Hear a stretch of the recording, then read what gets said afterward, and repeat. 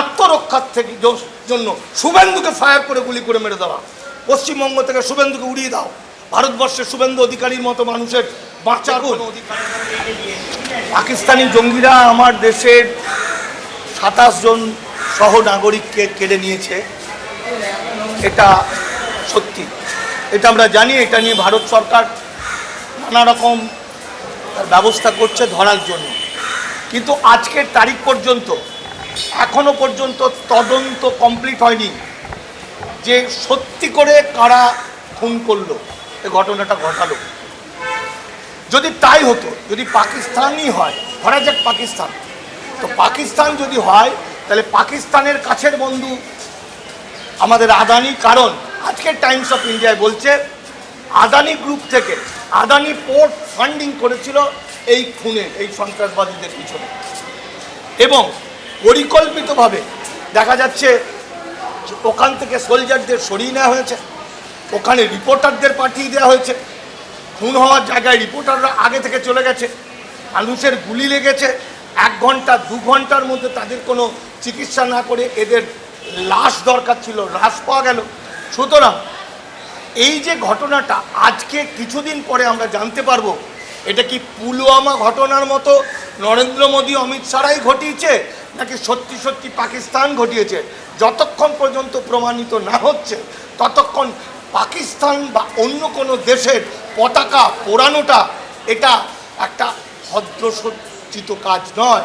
যেভাবে বাংলাদেশ যখন আমাদের ভারতীয় পতাকার উপর হেঁটে গেছিল তখন আমরা প্রতিবাদ করেছিলাম, এটা লুচ্চারা করে, এটা নোংরারা করে। আমি পাকিস্তানের পক্ষে বলছি না, আমি মানুষ হিসাবে বলছি, পাকিস্তান ও কাজ যেই হোক। আর সবচেয়ে বড় কথা, পাকিস্তানের পতাকা শুভেন্দু অধিকারীর কাছে এলো কোথা থেকে? হ্যাঁ, হঠাৎ করে 16টা 26টা পতাকা চলে এলো, তাহলে ওর সঙ্গে ফিটিং আছে, পাকিস্তানের সঙ্গে ওর সম্পর্কটা ভালো আছে। আসলে ঘেঁটে ঘুঁটে দিয়ে ভারতবর্ষের যে ওয়াকআপ আন্দোলন চলছে, যে ওয়াকআপ আইনের মধ্যে দিয়ে ভারতের মুসলমান সম্প্রদায়ের গোরস্থান, মসজিদ, মাজার, মক্তব সমস্ত নিয়ে নিচ্ছে এবং তথাকথিত হিন্দু হতে বাধ্য করছে, সেইটার বিরুদ্ধে যে মুসলমান সমাজ জেগে উঠেছে সারা ভারতবর্ষে, শুধু মুসলমান নয়, মুসলমানদের সঙ্গে হিন্দুরাও, তাদের থেকে দৃষ্টি ঘুরিয়ে দেওয়ার জন্য শুভেন্দু ক্যারিকেচার করছে, নাটক করছে, এবং ওর নাটকটা এমন বিষ-মাখা নাটক। আমরা যখন নাটক দেখি, নাটক দেখে আনন্দ পাই, এটা আনন্দ অনুভব করি বলে আমরা নাটক দেখি, কিন্তু এই শুভেন্দুর নাটকটা এত বিষাক্ত, এই বিষাক্ততে হতে পারে আমার বাংলায় একটা দাঙ্গা লেগে গেল, একটা গৃহযুদ্ধ লেগে গেল। কারণ ও খুনির মধ্যে, মানে মৃতর মধ্যেও হিন্দু মুসলমান খুঁজছে, ভারতবর্ষের মানুষের মধ্যেও হিন্দু মুসলমান খুঁজছে, ও যারা মারা যাচ্ছে গেছে তাদের স্মৃতির সিঁদুর থেকে হিন্দু বুঝতে পারছে। এই টোটালটা একটা পরিকল্পিত একটা প্ল্যানিং।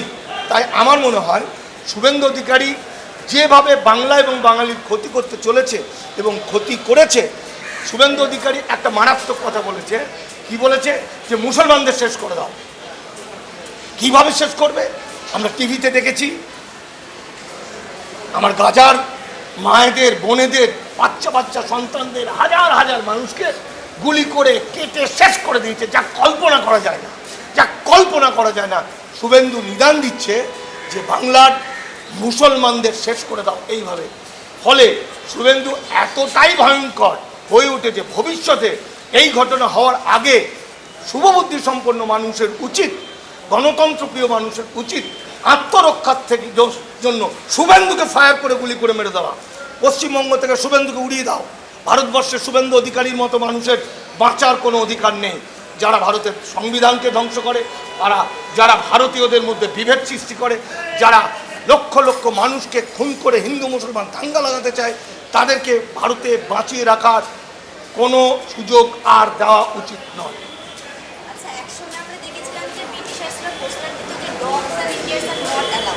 এখন দেখা যাচ্ছে যে dogs and Muslims are not allowed.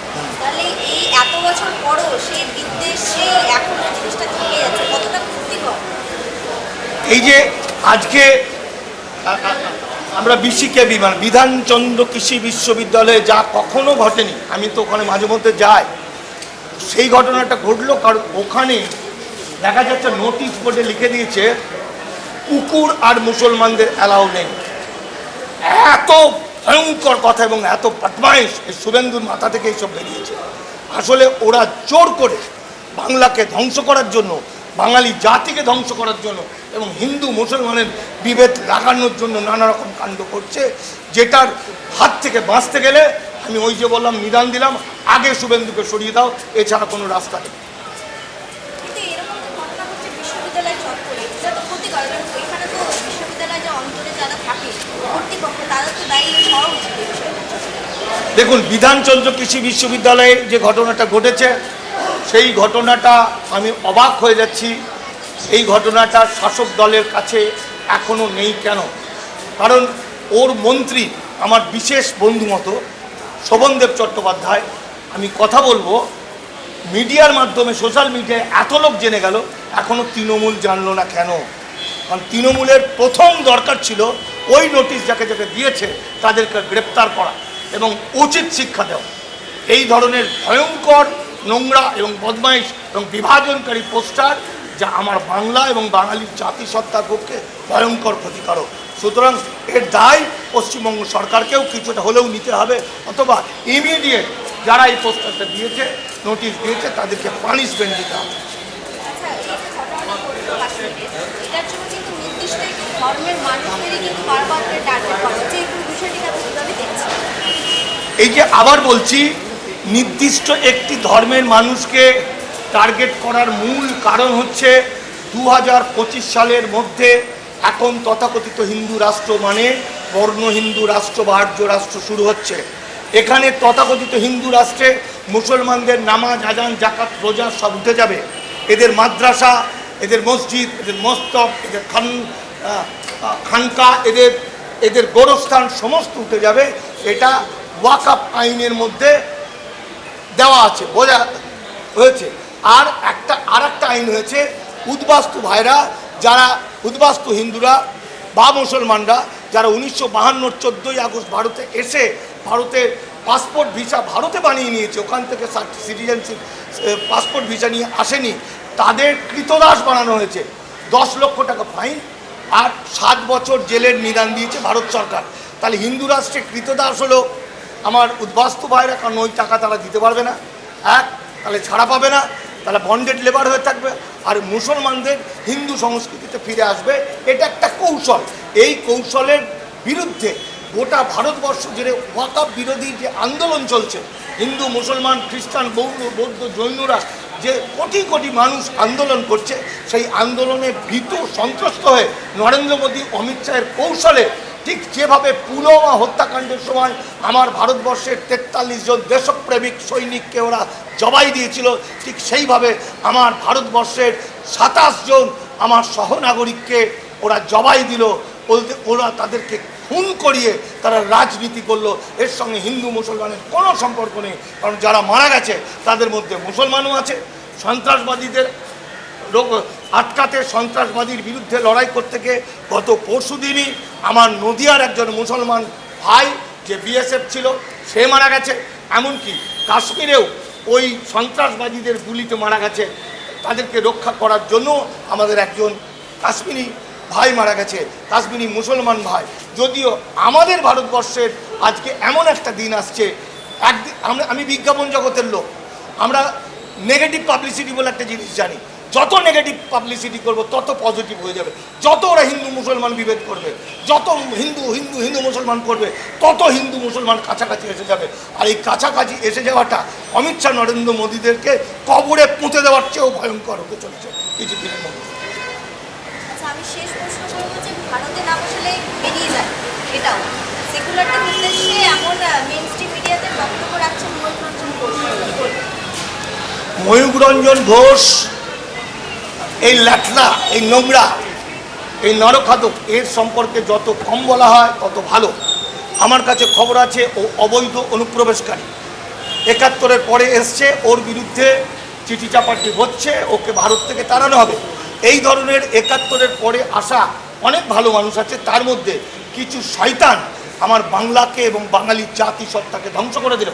এবং ওরা আজকের ভারতবর্ষের আজকের তারিখ পর্যন্ত বাবা সাহেব আম্বেদকরের সংবিধান, অর্থাৎ আমরা গণতান্ত্রিক ধর্মনিরপেক্ষ দেশে।